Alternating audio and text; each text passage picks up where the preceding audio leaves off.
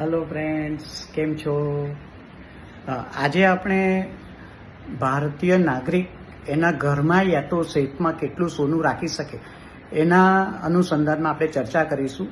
એ રિગાર્ડિંગમાં video બનાવ્યો છે. મને જેટલી બી મારી સમજ યા તો મેં મેળવેલું નોલેજ એ પ્રમાણે ભારતીય સ્ત્રી જે મેરિડ છે એ એના ઘરમાં યા તો સેફમાં 500 ગ્રામ સુધીનું સોનું રાખી શકે છે. એવી રીતે અનમેરિડ સ્ત્રી યા તો બાળકી 250 ગ્રામ સુધીનું સોનું રાખી શકે છે. એવી રીતે જ મેરિડ યા તો અનમેરિડ પુરુષ યા તો બાળક 100 ગ્રામ સુધીનું સોનું રાખી શકે છે.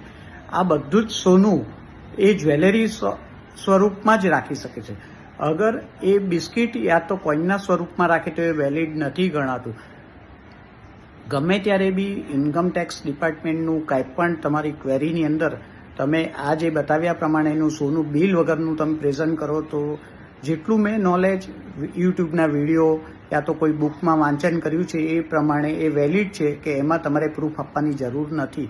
પણ એનાથી વધારે સોનું ભારતની અંદર તમે ગમે તેટલું સોનું પરચેસ કરી શકો છો, એ છૂટ છે. પરંતુ એક એની જે લિમિટ છે, કાયદાકીય લિમિટ છે, એનાથી ઉપરનું સોનું તમારે બિલ સ્વરૂપે ઘરમાં એનું પ્રૂફ રાખવું જ પડે. ઘરમાં યા સેફમાં જ્યાં પણ સોનું રાખવું, પ્રૂફ સ્વરૂપે તમારે એનું બિલ પ્રેઝન્ટ કરવું જરૂરી છે.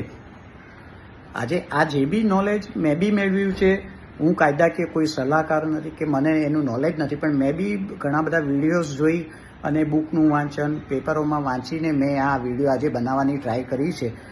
મેં જેટલી બને એટલી ચોકસાઈ કરી છે, પણ તે છતાં બી એક વખત આપ સર્વે આ વિડીયોને યોગ્ય ગણતા પહેલાં ચોકસાઈ કરવી જરૂરી છે. હવે નવા સબ્જેક્ટ સાથેનો નવો વિડીયો સાથે જલ્દીથી પાછા મળીશું. જય જિનેન્દ્ર, જય ભારત.